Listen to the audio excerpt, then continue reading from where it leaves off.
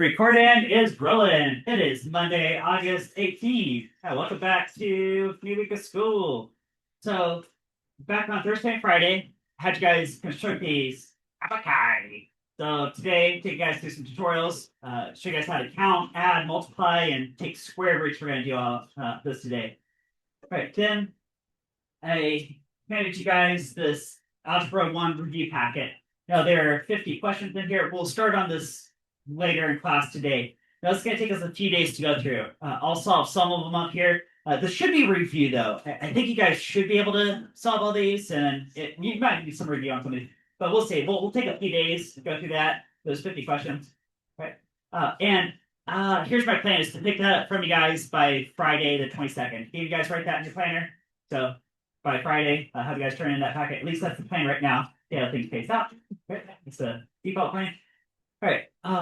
This last weekend, I was trying to plan the next few weeks as far as I could get, and I want to put a quiz on the board. Well, somewhere. So, guys, here's my plan.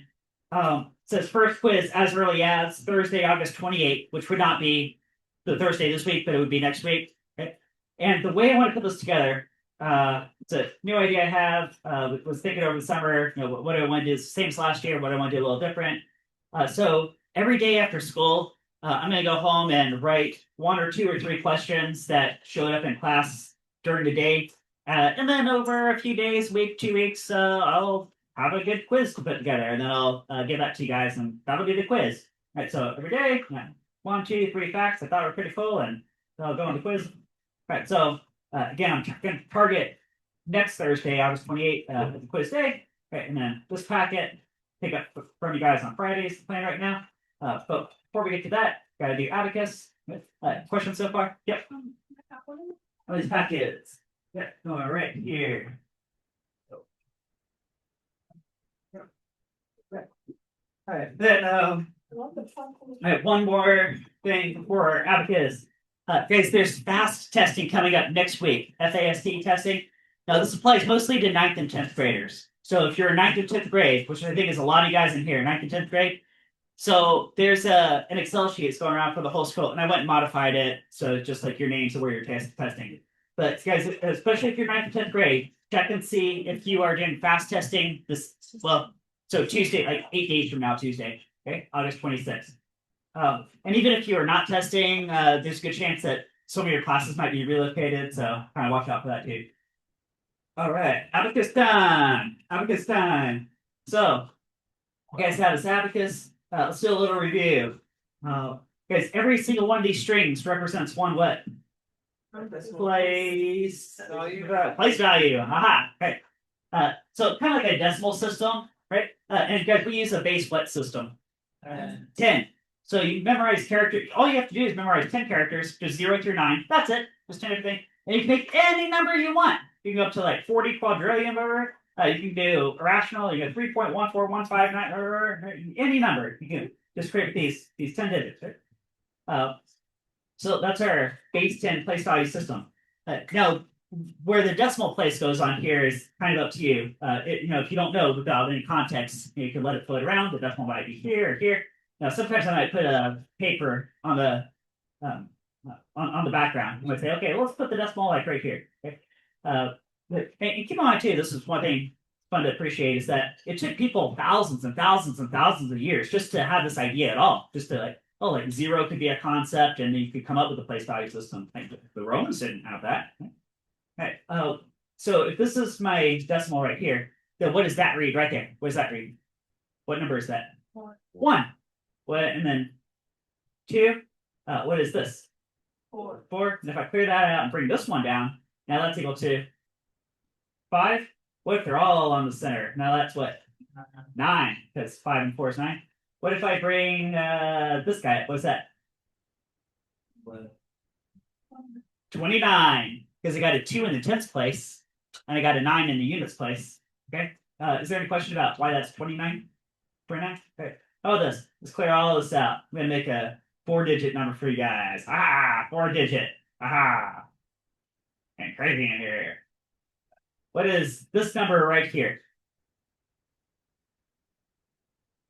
2025.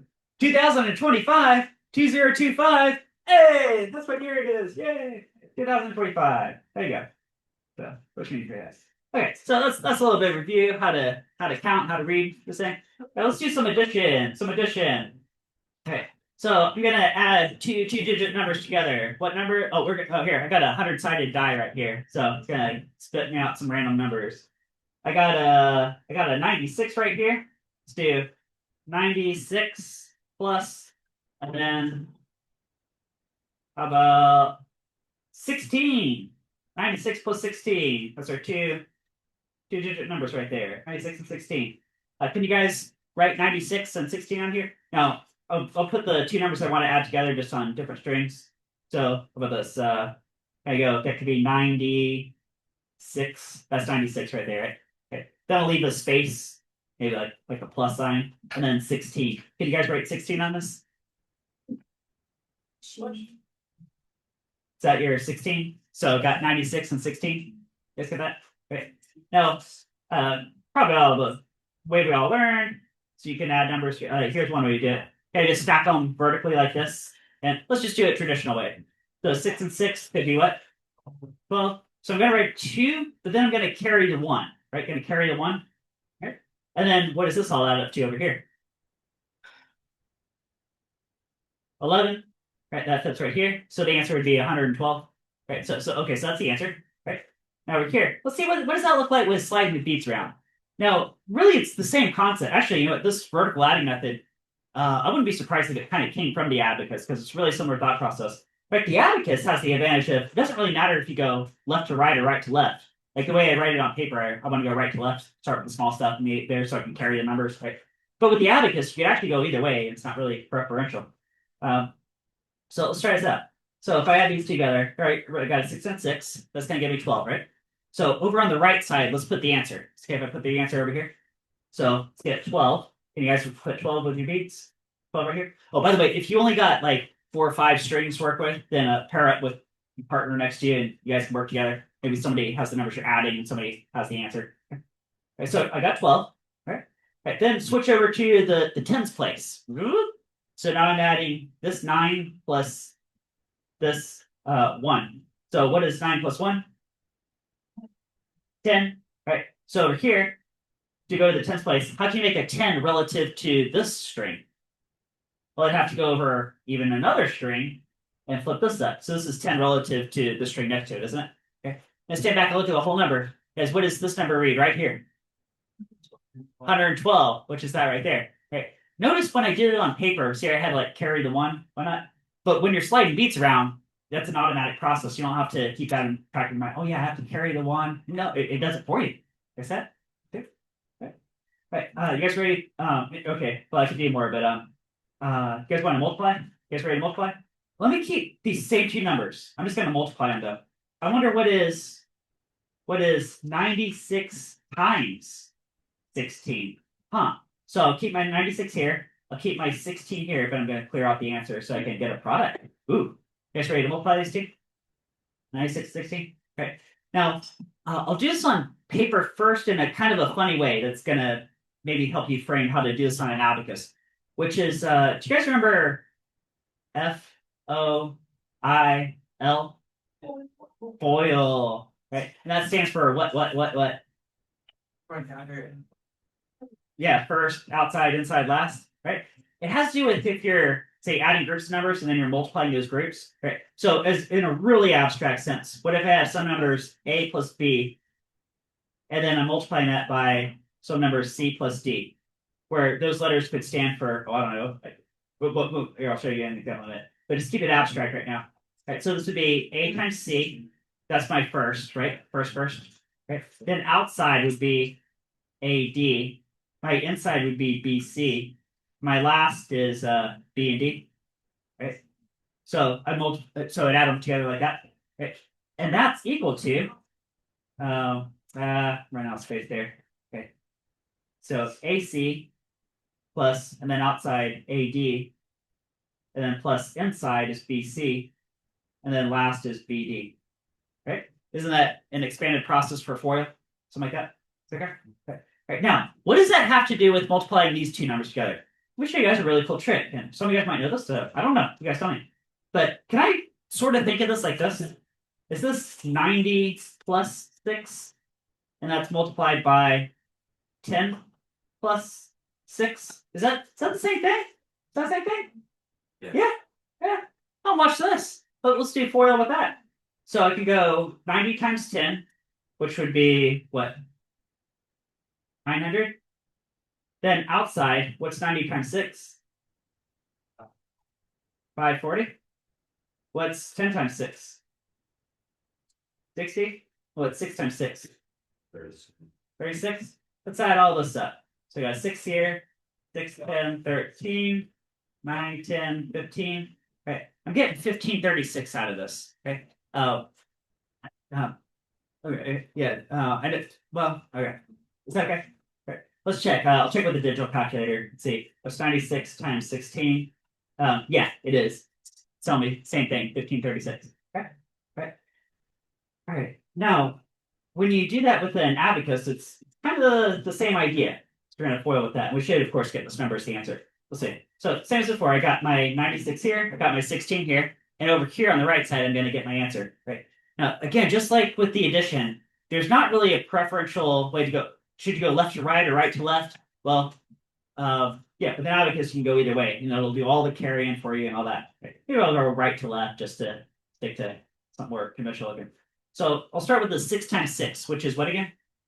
36. 36. Can you guys write 36 in beads over here? 36 before I do? Right. You guys come up with that right there for 36? Okay. Right. Now let's do I guess I'm kind of going backwards, right? Here, since I'm going backwards, maybe I'll do inside next. Okay. So this is 6 and 1. Guys, 6 times 1 is what?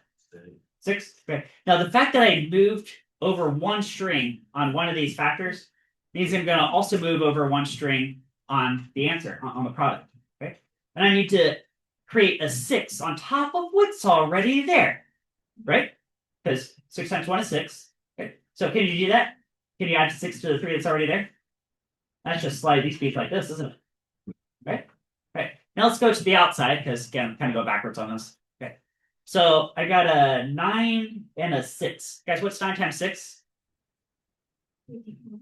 54. Oh yeah. Right. Now the fact that I moved left on one string and right on another string, it's like it sort of cancels out in terms of places. So I'm going to stick on the string and create a 54. No, what's a 54 on top of the 9 that's already there? 54 and 9 is 63. Oh yeah, so relative to the string, I want to make it look like a 63. Right? Yeah, if you practice with this a lot, you get really fast with this. But so now it looks like 63. Now move over to, well, guess what's first in this case? Okay. So I got this 9 times this 1, which is what? 9. Okay.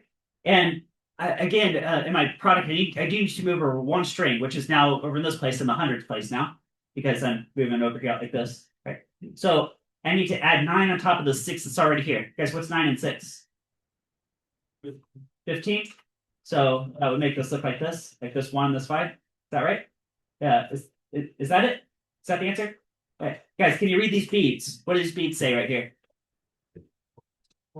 1, 5, 3, 6. Which is, that's what we got before. 1536. Guys see it's the same thing? Like I said? Okay. So here, some examples. Okay. All right, so there's one more process I want to show you guys today on this abacus. And that's how to take square roots. Now, square roots, you follow this process right here. So I'll walk through you guys step by step. Right. I'm going to start with something simple that is a perfect square. It's like perfect squares like 9, 16, 25, 36. Okay. Okay, so I'm going to clear all this out. Clear all out. Okay. And how about 25? Let's say I want to take the square root of 25. Okay. Now pick one that's easy because you guys already know what the answer is going to be. Guys, what's the answer to this going to be? Yeah, okay, so it's got to be 5, right? So I should be able to follow this process, and the answer should be 5 at the end of the day. Okay. So let's walk through step by step. So there's going to be a left side and a right side. The left side is the number we're entering. We might take the square root of. The right side is going to eventually reveal the answer. The very last step says, oh, this is the answer. So go. So what we got here? Enter the number that you want to take the square root of. Right, got that. Then on the right side, I'm going to slide up one bead. One bead. So on the right side, slide up one bead. Boink, just like that. Okay. Now keep in mind, I'm allowing the decimal place to float. So whether it's 5 or 50 or 500, I have to kind of keep track where the decimal is. Maybe it's like right here, I guess. Okay. Now what? Now back to the left side, because I'm just falling straight down the paper. So back to the left side. Says subtract that number that you're seeing on the right side. So if I have 25 minus 1, what does that leave you with? 24. Boink. So it looks like that. Is that true? Right. Next step. Okay, so I got this in the middle. It says repeat that pair of steps. So add 2 on the right and then subtract on the left, and then keep going, just like rinse and repeat until the sum total is subsequently unable to be subtracted from the left side to leave a positive difference. So basically, we're just going to keep doing this until something goes negative and wacky. Okay. So add 2 beads on the right side. Now we're up to 3. And then can you just subtract 3 beads out here? Okay. Now I might say, oh, what's 24 minus 3? Say 21. But you don't need to do that. Like if you just see the beads, you can say pump. Right? Should do a bunch of those, right? Add 2 more. 3 plus 2. That brings me to 5. I'm at 5. Subtract that over here. So what's 21 minus 5? 16. Boop. Just like that. Over here, add 2. Now we're up to 7. What's 16 minus 7? 9. Boom, 9. Add 2. Now I got 9 over here. Oh! Do you see what the next step is going to be? Okay. So I have 9 on the left. I want to subtract this 9 on the right. What does that leave me with on the left side? 0. I just cleared everything out. Now I have nothing left to work with. Okay, which means we're about to wrap this up. Okay. So I'm going to skip all this stuff in the middle. We'll come back to those for a more complicated example. Okay. We're going to wrap this up right here. So very last steps, add 1 bead to your answer. So I'm sitting on 9. So guys, what's 9 plus 1? 10. So that clears this out. We're going to bring this up to 10. Well, let me get a decimal place going. That's relative to this decimal place right here. I got 10. Okay. Divide that number by 2, and that's the answer. What's half of 10? 5. Well, it's the square root of 25. 5. That's it. You guys just did it. Okay. Okay. Now, what's all this in the middle is if you have something a little more complex going on. Okay, so let's do this. I'm going to come up with a random number. We're going to take the square root of. We're going to see if does this really work. I got, 6. What's the square root of 6? We're about to find it. You guys ready to find the square root of 6? Okay, yeah. It has to be somewhere between 2 and 3, right? Because 2 squared is 4. 3 squared is 9. Somewhere like bounded between those two, isn't it? Yeah. Square root of 6. We're going to see if this process really works. So let's put 6 on the board. Can you guys write 6? That could maybe be looks like a 6, right? Okay. So we'll start off the same way. You guys remember the first step was slide 1 bead up here? Oh, by the way, square root of 6, is that irrational? Yeah? So what if I had an abacus that was like a million digits long? Could I just keep doing this for until I'm old and gray, have a beard, and collecting Social Security? Yeah. So at some point we'll have to just wrap up the process. But okay. So slide 1 bead up wherever you want. So let's go 1 up. Okay. Then subtract that out from the left side, which leaves you with what? 5. Right. Then slide 2 beads up on the right side. Now we're going to do this process like we did before, like up 2, down 2, up 2, down 2. So up 2, or I should say up 2, but this looks like 3, so I need to subtract 3. That's what I meant to say. Okay. Guys, what's this 5 minus this 3? Leaves you with 2. Right. And okay, now here's where if I said, add 2, 3 plus 2 would give you 5. Right. But well, okay, don't actually do that. And here's why. Because if I did do that, can I do 2 minus 5? Would that give you a negative number? Yeah. Okay. And that's where this comes into play. See where it says until some total is subsequently unable to be subtracted to leave a positive difference. Okay, so this isn't going to work at this point. So I'm going to undo that step. That brings me back to what do I have? 3 over here? Okay, 3. Okay, so we need to do something different. Now we're going to go into this. It says increase the value on the answer by 1 decimal place. That's to say you're going to introduce another string. So now we got a way to introduce more strings, right? And add 11. Meanwhile, on the left side, we're going to increase by 2 strings. Guys, here's why. Guys, one string on the answer and two strings on the number we're taking the square root of. Two strings. Could that be like 1, 0, 0, could be like 100, right? Guess what's the square root of 100? 10. Aha! So you guys see like two zeros over here corresponds to 1 0 over here. Is that two strings, one string? Okay, so that's what we're gonna do. So backtrack a little bit. So I'm looking at, was it 2 on the left side and 3 on the right side? I'm gonna open up a new string on the right side and I'm gonna sort of add 11. So it's gonna make it look like this. It looks like 41 right now, right? Now you guys know the decimal place is actually right there, but in terms of beads, it looks like kind of like 41. Okay.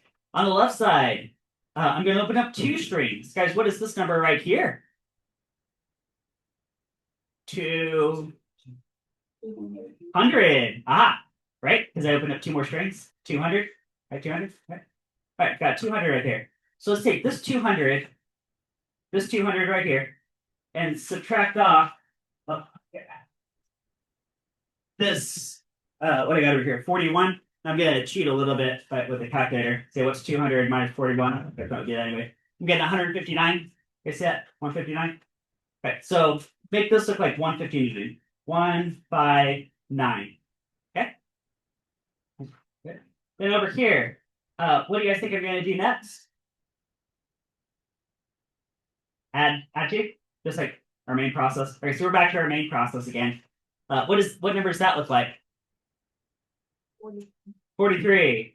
And over here I have 159. So take 159, subtract 43. That gives me 116. Right, 116. So make this look like 116. Right, just like that. Okay. Now back over to the right side. Add 2. What number does this look like now? Between these two digits. 45? Yeah, 45. Okay. Right, so then I'm going to take whatever I had on the left side, subtract that off. 45. Now it should look like 71. So make this look like 5, 6, 71. Like that. 71. Okay. Over here, add 2. What number does this look like now? 47. Aha. So up here, I'm going to subtract off 47. Yeah, it's going to be 24. 24. So make this look like 24. Point. Add 2 over here. What number is this now? 49. Okay. Ah, guys, can I subtract 49 from 24? No, okay, because that would go negative. So I'm going to undo that. So Control Z on that one. Let's open up one more digit just to, and at some point we got to close this off, right? Okay, so I'm going to open up one more digit, add 11. Right, so now what does this 3-digit number look like? 481. Aha. Keep in mind, we just opened up 2 more digits on the number we're taking square root of. Yeah, okay, so we'll be good. Right. And what number does this look like? 2,400. Exactly. It's going to take 2,400 and subtract off 481. Right? That's 1919. So make it, actually, I'll slide this back to the left, make it look like 1919. 1919. Okay, 1919. Then over here, bump up 2 beads again. That's 483. Right? So answer minus 483. Looks like 1436. So 1436. Like up here, add 2. So slide this down. Looks like that. Up here, answer minus, is that 485? 951. Let's go. 951. Over here, add 2. That's now 487. Subtract that off. Moves to 464. 464. Right. Okay. Do you guys see how if I add 2, this number 489 is a little bit bigger than 464, which means I need to open up a new decimal place. Okay, so we're just going to wrap up this process now. We're going to say, okay, we're not going to get the exact answer, but we should get really, really close. Yep. Can you technically open up as many decimal places as you want until it went to 0? Or would it never okay. go to 0? You're right. Yeah. Guys, I could do this process forever. And you're right. This left side would never go to 0 because it's irrational. Yeah, I could go on for like a million years, and this left side will never go to zero for this number. That's an interesting thing to point out. Yeah, for this process. Okay. But we're gonna wrap this up. So I'm gonna add one over here and divide by two. Now, since this is what is this? 489. Is that 489? Plus one gives you what? 490. Okay. Now keep in mind that the decimal was always here to start with. So this is actually like 4.90. Okay. So I'm gonna adjust that a little bit. I'm gonna say 4.90. Okay. And how do we close this off before? What was the last steps again? Divide by two. And that should give you the answer, but close enough, right? Okay. So divide by two. I'm getting 2.45 out of that. Can you see 2.55? Now let me jot that down. 2.45. Okay. Now what is the square root of what we're doing? Square root of 6 to start with? Yeah, it's 2 point. Square root of 6. Oh, look at that! 2.4494897897. Of course, it's irrational, so it could go on forever. But look at that. You guys see? It's basically the same thing, isn't it? Yeah, yeah. All right, there you go. Now you can take a square root with sliding beads around. All right, you guys good with the abacus? All right. All right. That's all we're doing with the abacus. So if you guys want to take your abacus home and your parents say, what did you do in school today? You say, I've been taking square roots with beads. Then, yeah, I got something cool to show them. All right, done with the abacus. All right, so let's look at this Algebra 1 review packet. Again, it's going to take us a few days to go through this, and I want to pick this up from you guys on Friday. That's the plan right now, anyway. All right. All right, so before I start plugging through this, I want you guys to see the big picture structure of this packet. All right, so flip to the very end. You guys see there's 50 questions here. There's 50 questions. All right. Now, this should be review. So ideally, I think you should be able to solve all these from an Algebra 1 class, but we're going to find out. Maybe this section you guys didn't do. I don't know. We'll see. All right, so it's in 7 parts. Do you guys see part 1 is labeled equations and inequalities? I see that? All right, now let's flip through a little bit. Part 2, linear functions and graphing. Can you graph some linear functions? That's the straight lines. Part 3, systems of equations. Part 4, exponents and polynomials. Part 5, factoring. Part 6, quadratic equations. Ooh, quadratic. Part 7, word puzzles. Okay, so you guys okay with the overall structure? Okay. Now, while you're on the last page, there's a couple of things I want to point out. Just a couple of things. Okay. So there's 5 word puzzles here. Now, you guys know all this abstract math you can actually use to represent like real world scenarios, just like these 5 right here. Right. So one I want to look at just ahead of time is number 47. Oh, thank you. Number 47. So let's read this real fast. Alan, Bob, and Chad. Their ages are related. Chad is 3 times older than Alan. Bob is 2 years older than Alan. At 6 years, Alan and Bob's combined ages will equal Chad's age. How old is Chad? That question. Okay. Now, after I print this out, I was thinking about it. I realized, okay, sometimes there's like a way you can reword things that's actually a little bit clearer than what's there, right? Guys, if just for sake of argument, suppose I was 10 years older than you. Next year, would I still be 10 years older than you? What about 5 years from now? Am I still 10 years older than you? What about 6 years from now? All right, okay, so it's the gap doesn't change, right? Is that right? So what I think could be a really nice clarifying word to help solve, like set up an equation and solve this. Do you guys see I wrote Chad's and I wrote in the word current, Chad's current age? Okay. I'm going to recommend that you write that in there. Now, maybe critical thinking, ideally you could sort of figure out that you might have to do something like that. But if you did, then it might make it kind of confusing to set up some equations. Okay. Okay. Oh, and the other thing I want to say about these word puzzles, and I didn't realize this until after I had scanned these and whatnot. There is one of these 5 word puzzles that you actually do not have enough information to solve. Now, we're going to solve it anyway, but we have to have one more detail or one assumption or something. Right? But yeah, one of these word puzzles you cannot actually solve as it's written because you're missing enough information. And so that's one of the things I want you guys to get out of this class too. Is like when you're in the real world, navigating the real world, and you run into some puzzle, okay, I think I might be able to solve this with math. I can set up a math model and actually solve this. Right? Do you have enough information, or do you have to maybe create an assumption to be able to solve it. All right, so let you guys hold on that. All right, so let's go back to the beginning. Back to the beginning.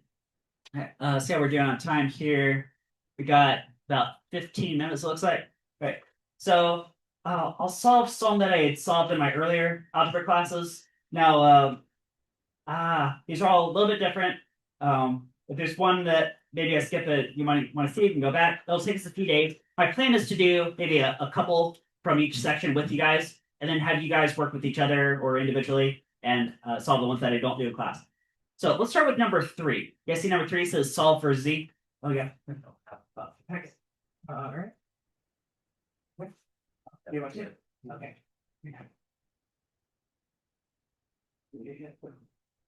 Okay. Number 3 says solve for z. Now I'll write it bigger so it shows it better on the camera. 10 minus 3 times z minus 5 is equal to, it says 2 times 5 minus z. All right, there's the setup. Okay, okay, and we're solving for z. Right? Which shows up in 2 places. It shows up here, and it also shows up over here. Okay.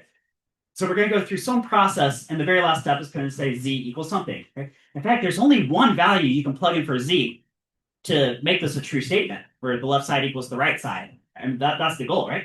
And algebra is a process of being able to unvary what is that z equal to. Okay? So somebody tell me, what's the first step you want to do? 10 minus 3. Okay. Do it. Okay, so I'll throw 2 options at you guys. Yeah. Okay. So you guys are saying focus on the parentheses. The what word are you guys thinking of? Starts with a D.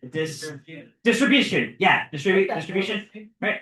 No, guys. Earlier, one of my earlier classes, I asked him. Somebody said. Some of you guys might be thinking of this too. That's why I'm saying this. Right. Somebody said, "Oh, 10 minus 3 is 7." Guys, can I write down 7 here? No. But you guys just told me no. Yeah, but you guys are right. Okay? Because guys, this 3 is attached to all this parentheses stuff. So let's do a quick review here. You guys remember something called, what am I writing right here? PEMDAS. Aha. Please excuse my dear Aunt Sally, which stands for, what's the P actually stand for? Parentheses. Oh, did I spell it right? Okay. Exponents. Right, and then these 2 are actually kind of grouped together, right? Multiply and divide.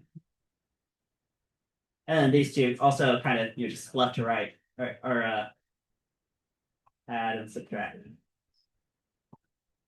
Okay. And so first anything that's grouped together, and then we'll drop that. All right. So so you guys said distribute this 3 into those bits. And I guess on the other side, maybe distribute this 2. Right. So I'll spell that out. Distribution. So I'll keep the 10. We're about that later. Guess what term goes right here? Negative 3. Yeah, right. So we're subtracting off the 3. Plus 15. Plus 15. How'd you know it was plus? Because negative, most of my negative. Exactly. Negative is back to positive. How about over here? What is this? 10 minus negative 2. Yeah, 10 minus 2z. There you go. Okay, everybody there? Okay. Now, how many different terms are there? 5. 5. Yeah, 1, 2, 3, 4, 5. Okay. Now, and some of them have the z, and some of them are just blank numbers or plain numbers. Right, is that true? Right. Now, the other class I teach is physics. If this was a physics class, I would be talking in terms of units, like meters and seconds and stuff, right? But this class, or you could apply this to maybe these are apples and these are dollars. Guys, could these be 2 terms with apples and 2 terms in terms of dollars? Figure out what's the price of an apple, right? Okay. So what should I do next? And C. We have to get the term out of sight. Okay, get like terms together, you're saying? Like terms together, right? And how should I do that? Add 2. to both sides. Okay, add 2z to both sides? Oh, Yeah. Oh, you want to do 2z? Please, You do Right. great. Yeah, okay. You can do it either way. Negative. You can do it either way. Here, how about I'll do plus a 3z right here. But guys, if I add that over to the left side, what do I have to do on the right side? I have to balance it out over here. Oh, thank you. Okay. Yes. No, guys, as long as I do the same operation to both sides, it's still balanced, right? It's still a true. Just look a little different. You know what? Well, I'm getting all the z's over to the right side. What do I maybe want to do with this 10? Subtract it off, right? Now, again, both sides to balance it out, right? So can I subtract it from the right side, but also subtract it from the left side to balance it out? Okay. All right, so got that. This. Wait. Okay. So. Is that okay? Oh, I did it differently. Yeah. Okay. Yeah, there's a little bit different ways to navigate through this forest, as long as you end up with the same correct answer at the end.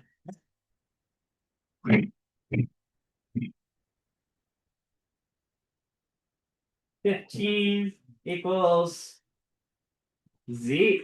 Hey, that's the answer. Is that? Okay. How about okay. Now guys, if this is true, then should the original statement, the left side equals the right side? Right? Let's see if that does. Let's see if it works. Let's take 15. Yeah, so guys, what's 15 minus 5?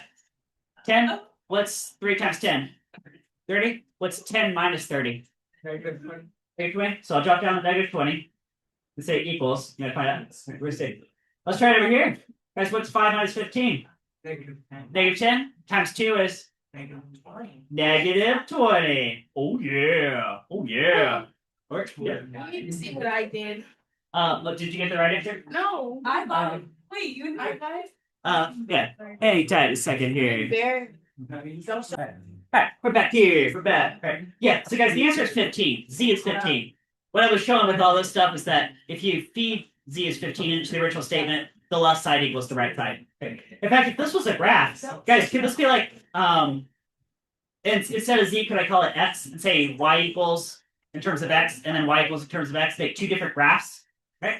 And guys, if I did that, those two lines would cross at guess what point? 15, negative 20. Guys, can 15, negative 20? 15, negative 20 be like down here? Okay. I have to think about it, but I don't know. Maybe look something like this, possibly, for example, like 2 lines. Maybe we got a z-axis and a y-axis. I don't know, something like that. Okay. I don't know if that's exactly what this graph's like, but you guys get the idea. Right. Okay, so go along here. I see a fraction. I see a absolute value. Here, I'm gonna do number 5 because somebody wanted to do an absolute value earlier. Let's do number 5. Number 5. So absolute value of and then x plus 5, and that's equal to 3. Okay, hey guys, what does absolute value mean? It means it means the positive value. Yeah. Okay. Another way I've seen it phrased is the distance from 0. Right. So what that means is that all this inside stuff, the x plus 5 bit, x plus 5. Okay, guys, if x plus 5 is equal to 3, then would the positive value of 3 also be 3? Yeah. Right. But there's something else that the positive value of it is also equal to 3, and that's what? Negative 3. Yeah. So x plus 5 could also be negative 3, and that would also satisfy the original statement, right? So, because whenever you see an absolute value, the inside value might be the positive value, or it could be the negative value, because then if you just make that positive, it ends up also being correct. Okay? Right? Guys, do the graphs of absolute values look like V's? Right? Get like the absolute value of x is just a plain V looking type graph. Right? I think we'll run into that at some point. Right? So how do you solve this on the left? Subtract 5. Does that give you what, negative 2? Yeah.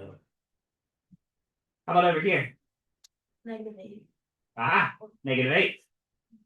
So I'm saying that either of these could work. Right? Let's try it out. So what's negative 2 plus 5? 3. An absolute value of 3 is 3. What's negative 8 plus 5? Negative 3. And the absolute value of that is also 3. It works. Okay? Works. So it doesn't matter if you did equals positive 3 and negative 8. Yeah, so you have to do both of them because there are 2 answers. Yeah. You guys, could you write I think they call it set notation. They put a little curly bracket and they do negative 2 and then also -8. Now this is not a coordinate. This is like solutions to x. Okay, something like that. Oh yeah. Okay. All right. And the other one I've been doing in class today is number 9. You guys see this compound inequality here? Compound inequality. So let's do that one, and then we'll see from there. You guys want to do? So number 9, solve the compound inequality. So I got -2 is less than 3x plus 1, which itself is less than 7. Okay, that's right. Solving for x, but maybe x could be like a whole range of values between something and something. But what could be, right? So there's some values of x I can plug in here, and this whole inside expression is greater than -2 and less than 7. Okay, and there's some values of x that would not work. Guys, for example, guys, if I plug in 100 for x, just what if I did like a guess and check? What if I plug in 100 here? What's 3 times 100? 300 plus 1 is 301. Is 301 more than -2? Yeah. But is it less than 7? Ooh, no. So does 100 work for x? No, right? And that's where we're going to break out algebra. So we don't have to sit here and guess and check all day. Right? We could we have a process. So what's the first step of the algebra process? Yeah, look at this 1 right here, right? So subtract out the 1. Hey guys, if I subtract the 1 right here, what do I have to do to balance everything? Yeah, subtract it over here and also subtract it over here. Sort of like 3 sides, right? Like compound inequality. Okay. So see if you guys can stay a step ahead of me. And make sure I'm doing this right. Make sure I'm not messing up. Are you guys getting like that right there? Same thing? Oh, then don't try to lie by. Aha! Yeah, that's right. This coefficient right here. Yeah, and should I do that to all 3 parts? All 3 sides? That's right. Over 3, over 3, over 3, 3 over 3. And then this would be that.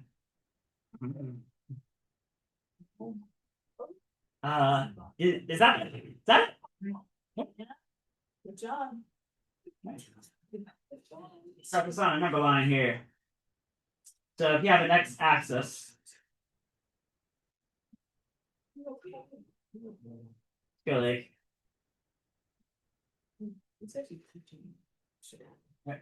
So I've got a number line. There's like an x-axis number line. Can you guys draw what is that solution look like? Once it's like, yeah, then that's a arrow or whatever. Oh, yeah. This looks look familiar. There's something you did in the past. It's not do that. We'll do this one. Ooh, guys, why did I make these open circles at the -1 and the 2? Because they're not correct answers. Yeah, because it's not actually part of the solution. See how these are strictly less than?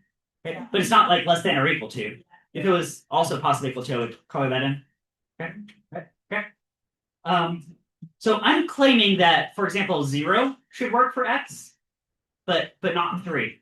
Let's see if that's true. Does 0 work and 3 not work? Let's see. If I plug in 0 for x, what's 3 times 0? Yeah. Plus 1? 1? Is 1 greater than -2? Yeah. Is 1 also less than 7? It works. It works. In fact, any numbers anywhere on that black bar should count. How about 3? I'm claiming that 3 does not work. Let's say that's true. What's 3 times 3? Plus 1? Is 10 less than 7? No, it just failed. There you go. All right, how we're doing here? Oh, you know what? We only got about 2 minutes left. That's as far as I've been getting with some of my classes anyway. You guys, look through this packet. Tomorrow, again, my plan is to do like a couple of these with you guys from each of those sections. Remember, there's 7 sections here. And then give you guys time to work with each other. And I want to walk around the room and also help you guys. Okay. And any of you guys think any of the questions in this packet are probably fair game for a quiz? Yeah, or maybe I might tweak some of the numbers. So maybe I'll change the 7 to like a 10 or something, right? So the numbers might tweak a little bit, but it'd be basically the same format. Yeah, so any of these can show up on the quiz. Well, we'll take a few days to go through this, and my plan is to pick this up for you guys on Friday. That's a wrap.